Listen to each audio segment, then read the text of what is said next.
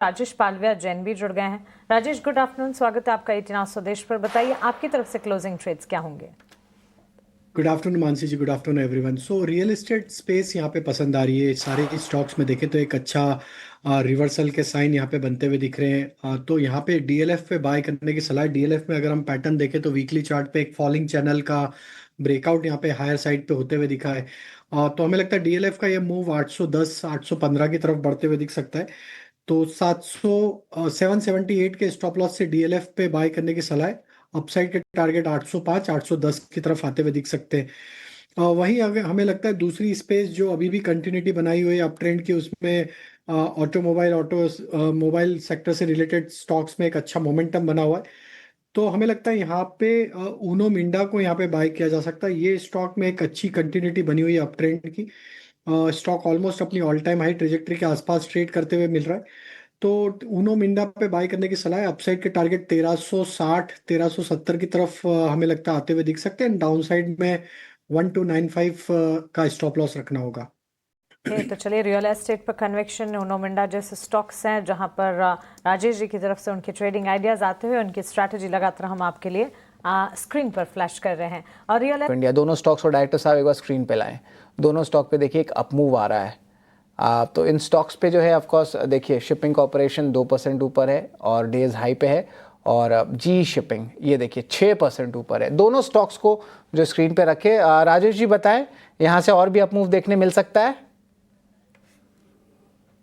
जी shipping में अगर हम यहाँ पे स्ट्रक्चर देखें तो स्टॉक में एक फ्रेश ब्रेकआउट यहाँ पे देखने को मिल रहा है। वीकली चार्ट पे स्टॉक ने अपने जुलाई के स्विंग हाई को अब सरपास किया है विथ वॉल्यूम एक्शन। स्टॉक में अगर हम जिस तरीके के चार्ट स्ट्रक्चर बन रहे हैं, ये दिखाता है कि जब तक अभी ये स्टॉक 1020 1030 के ऊपर ट्रेड करता हुआ रहेगा, यहाँ पे पॉसिबिलिटी है कि स्टॉक में 1100 से लेके 1140 तक के अपसाइड के टारगेट नियर टर्म पर्सपेक्टिव से ही आते हुए दिख सकते हैं। तो यहाँ पे बिल्कुल यहाँ पे लॉन्ग साइड का ट्रेड लिया जा सकता है और जिनके पास ये बने रहे। शिपिंग कॉरपोरेशन को देखें तो एक फॉलिंग ट्रेंड लाइन को अभी निगोशिएट करते हुए देखने को मिल रहा है वीकली चार्ट पे। और हमें लगता है यहाँ पे 222 223 का अगर ब्रेकआउट करने में कामयाब होता है शिपिंग कॉरपोरेशन, तो यहाँ पे भी एक अच्छा ब्रेकआउट अनफोल्ड होते हुए दिखेगा। एंड देन यहाँ पे फाइनली टारगेट फिर 230 से 35 की तरफ बढ़ते हुए दिख सकते हैं।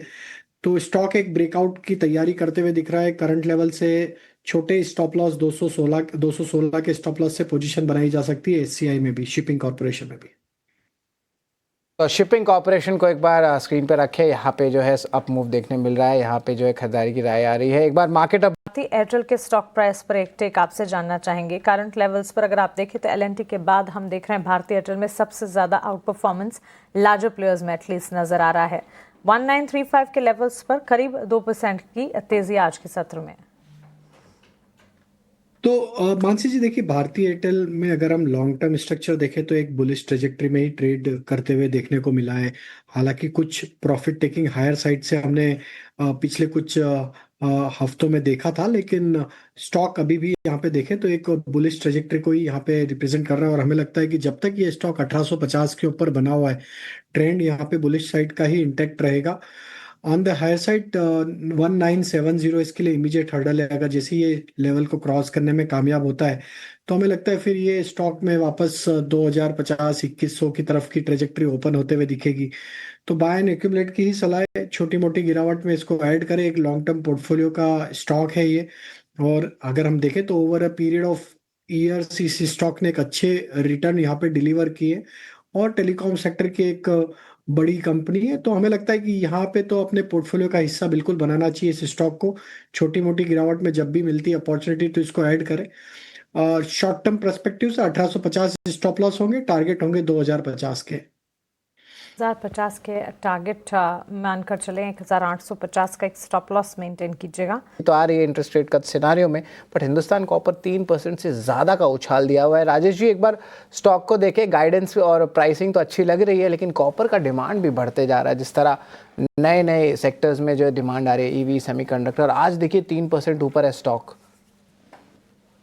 बिल्कुल एक अच्छा ब्रेकआउट यहाँ पे बनते हुए दिखा है। वीकली चार्ट पे देखें तो थर्ड कंसेक्यूटिव वीक है जहाँ पे स्टॉक एक सस्टेन अप ट्रेंड यहाँ पे डिस्प्ले करते हुए देखने को मिला है। एक बड़े करेक्शन के बाद स्टॉक में एक रिवर्सल के साइन वीकली और डेली चार्ट पे बनते हुए दिखे हैं। हमें लगता है ये मूव इसके लिए काफी इंपॉर्टेंट रहेगा। 282 के लेवल को अब ये कंटिन्यूस बेसिस पे अगर होल्ड आउट करता है तो इसके नेक्स्ट टारगेट पोजिशनल पर्सपेक्टिव से 310 315 की तरफ भी आते हुए दिख सकते हैं। और मेटल एज ए सेक्टर भी एक अच्छे बाइंग इंटरेस्ट को यहाँ पे डिस्प्ले कर रहा है पिछले कई दिनों से। तो हमें लगता है कि सारे ही मेटल स्टॉक्स में एक अच्छा मोमेंटम बना हुआ है। हिंदुस्तान कॉपर एक अंडर परफॉर्मिंग स्टॉक था, लेकिन अगर हम देखें तो पिछले 2-3 हफ्तों में स्टॉक में एक अच्छी रिकवरी यहाँ पे बनी है। और तो बने रहना चाहिए 282 का स्टॉप लॉस, 310 315 तक के अपसाइड के टारगेट के लिए। टोरस और ये खबर के साथ साथ आज स्टॉक प्राइस में एक मूवमेंट हमने देखा है।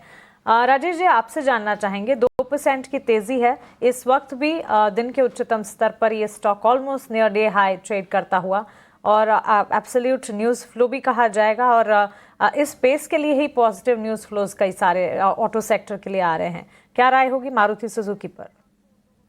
तो बिल्कुल देखिए, एक ऑल टाइम हाई ट्रेजेक्टरी पे स्टॉक ट्रेड करते हुए देखने को मिल रहा है, और जिस तरीके की बाइंग इंटरेस्ट स्टॉक में इस प्राइस पे भी यहाँ पे बनी हुई है, ये दिखाता है कि स्टॉक में कॉन्फिडेंस है अभी भी यहाँ पे इन्वेस्टर ट्रेडर का। और जिस तरीके से स्टॉक में एक ब्रीफ कंसोलिडेशन के बाद फ्रेश यहाँ पे नया ऑल टाइम हाई लगा है, हमें लगता है ये स्टॉक 16,000 की तरफ अब बहुत जल्द बढ़ते हुए दिखेगा।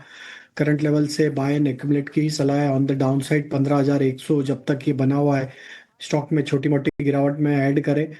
ऑन द हाई साइड 15,800 और 16,000 के अपसाइड के टारगेट हमें लगता है इसमें शॉर्ट टर्म में आते हुए दिख सकते हैं। ये शॉर्ट टर्म टारगेट्स है मारुति सुजुकी पर जो कि आपको सुझा रहे हैं राजेश। 2% की तेजी है, लेकिन 3 बज गए हैं, और अगर साइंट को देखेंगे अच्छी तेजी के बीच यहाँ पर कामकाज नजर आ रहा है। करंट लेवल्स 1265 और 4% की मजबूती इस वक्त दिन के उच्चतम स्तर पर। तो बिल्कुल मानसी जी, एक ओवरसोल्ड ट्रेजेक्टरी से स्टॉक एक अच्छा पुलबैक यहाँ पे बनाते हुए दिख रहा है। अगर वीकली चार्ट पे देखें तो पिछले 5-6 वीक में स्टॉक ने एक साइडवेज कंसोलिडेशन लोअर बैंड पे दिखाया है। और अब आज जिस तरीके से ब्रेकआउट यहाँ पे ट्रेड स्टॉक ने रजिस्टर किया है, 50 डे मूविंग एवरेज के ऊपर स्टॉक सस्टेन होते हुए दिख रहा है। हमें लगता है ये मोमेंटम फर्दर एक्सटेंड होगा, 1310 की तरफ भी स्टॉक में मोमेंटम एक्सटेंड होते हुए दिख सकता है। और वही रही IT mid cap IT stocks की बात, तो यहाँ पे भी अगर हम देखें तो एक रिकवरी के साइन यहाँ पे most of the IT stocks में यहाँ पे बनते हुए दिख रहे हैं। तो हमें लगता है कि अब एक बड़े टाइम और प्राइस करेक्शन के बाद आईटी स्टॉक्स भी कहीं ना कहीं एक बॉटमिंग आउट होने के साइन यहाँ पे देते हुए दिख रहे हैं। हालांकि मिड कैप आईटी में आउट परफॉर्मेंस ज्यादा है compare to large cap IT, but अगर हम देखें तो large cap IT stocks like tech Mahindra, TCS, Infosys, Wipro, सभी स्टॉक्स में लोअर साइड पे एक अच्छा बाइंग इंटरेस्ट बना हुआ है, और अपने पिछले जो स्विंग लो थे उनको अभी भी डिफेंड करने में कामयाब है। तो हमें लगता है कहीं ना कहीं ये सेक्टर भी अब थोड़ा निफ्टी को कंट्रीब्यूट करते हुए देखने को मिलेगा। और जिस तरीके से निफ्टी 25,200 के ऊपर सस्टेन हुआ है, तो आईटी स्टॉक्स भी कहीं ना कहीं एक बाइंग इंटरेस्ट यहाँ पे बनाते हुए दिख रहे हैं। और ये लगता है कि ये मोमेंटम एक्सटेंड होगा आईटी स्टॉक्स में, और निफ्टी भी वहीं 25,300 की तरफ बहुत जल्द बढ़ते हुए दिखेगा। लेकिन आज के सत्र के लिए स्विगी फोकस रेडार पर रहा, इन पर्टिकुलर न्यूज़ फ्लो के लिए, क्योंकि इन्होंने अब एक नया ऐप लॉन्च किया है, और टोइंग नाम से इस ऐप को लॉन्च किया गया है। फिलहाल ये पुणे के कुछ क्षेत्रों में ही लॉन्च किया गया है, और प्ले स्टोर पर उपलब्ध है ये ऐप। और फूड की कीमतें इस ऐप पर, बिकॉज नई लॉन्चिंग है, तो एज प्रमोशन 49 से लेकर 250 रुपए के बीच है। स्विगी के स्टॉक प्राइस में इस न्यूज़ फ्लो के चलते मजबूती है, 2.5% की तेजी है। स्विगी एंड इटर्नल दोनों में कंपैरिजन में आपको बेहतर कौन सा नजर आता है, और टेक्निकली दोनों के चार्ट्स आगे क्या कुछ तस्वीर दिखाएंगे आपके हिसाब से? तो टेक्निकल स्ट्रक्चर पे देखें तो इटरनल का स्ट्रक्चर यहाँ पे बेहतरीन है, लेकिन अगर हम देखें तो एक जहाँ पे अभी भी जगह बची एक अच्छे अपमूव की, वो स्विगी में है। इटरनल तो ऑलमोस्ट अपनी ऑल टाइम हाई ट्रेजेक्टरी पे ही ट्रेड करते हुए देखने को मिला, और एक राउंडिंग बॉटम फॉर्मेशन का जो ब्रेकआउट बना हुआ है उसके टारगेट हमें लगता है 390-400 की तरफ आगे आने वाले महीनों में देखने को मिल सकते हैं। वहीं हम देखें तो स्विगी में अगर हम देखें तो एक बड़े करेक्शन के बाद स्टॉक में जो रिकवरी बनी है लोअर साइड पे, मंथली चार्ट पे देखें तो ये 4th-5th कंजिक्यूटिव मंथ है जहाँ पे स्टॉक एक अपने आप को पॉजिटिव दायरे में रखने में कामयाब हुआ है। तो यहाँ पे हमें लगता है कि वापस से एक बाइंग इंटरेस्ट लौटते हुए दिखा, और ये स्टॉक जब तक अब ये 410 415 के ऊपर सस्टेन है। पॉसिबिलिटी कि ये स्टॉक भी अब धीरे धीरे यहाँ से 500 की तरफ बढ़ते हुए दिखेगा एंड 500 के लेवल को क्रॉस करने के बाद हमें लगता है कि इसमें और भी बाइंग इंटरेस्ट लौटते हुए दिखेगा, क्योंकि अगर हम देखें तो पूरा ही सेगमेंट ये एक अच्छे बाइंग इंटरेस्ट को डिस्प्ले कर रहा है पिछले कई दिनों से। तो स्विगी में भी बाय करने की सलाह है। 415 का स्टॉप लॉस, पोजिशनल टारगेट इसमें 470 480 के। तो चलिए इटर्नल स्विगी दोनों पर ये टेक हमें मिलता हुआ दिख रहा है। इन स्टॉक्स पर नजर रखेंगे, न्यूज फ्लोज के चलते लगातार फोकस रेडार पर हैं। हमारी पैनल पर एक और इंडस्ट्रीज को देखने के लिए स्टॉक लगभग 2% ऊपर है और यहाँ से जो है एक और अप मूव जो है देखने मिल सकती है। क्या केबल वायर सेगमेंट जो है थोड़ा सा कंसोलिडेशन में गया था, लेकिन जिस तरह बिल्डिंग मटेरियल सेगमेंट देख रहे हैं, प्राइवेट कैपेक्स के पिकअप की थीम देख रहे हैं, तो क्या के इंडस्ट्रीज में भी अब एक अप मूव आ सकता है? तो बिल्कुल देखिए, यहाँ पे एक ट्रेंड तो यहाँ पे सेट है कि अपसाइड में ही मूव करते हुए देखने को मिल रहा है। 3 महीने के एक नैरो प्राइस रेंज कंसोलिडेशन के बाद स्टॉक में एक अच्छा फ्रेश ब्रेकआउट बनते हुए दिखा है। हालांकि स्टॉक को अगर हम थोड़ा से मीडियम टर्म पर्सपेक्टिव से देखें तो 42 50 के आसपास इसके सप्लाई जोन बने हुए, लेकिन जिस तरीके से नियर टर्म चार्ट पे एक स्ट्रेंथ लौटी है, हमें लगता है ये स्टॉक वो रेजिस्टेंस को भी सरपास करने में कामयाब होगा। एंड देन इसमें फिर टारगेट पोजिशनल पर्सपेक्टिव से 4400 4500 की तरफ भी बढ़ते हुए दिख सकते हैं। तो हमें लगता है यस, यहाँ पे बाय किया जा सकता है। 4100 का स्टॉप लॉस रखें और टारगेट पोजिशनली 4400 की तरफ बढ़ते हुए दिख सकते हैं।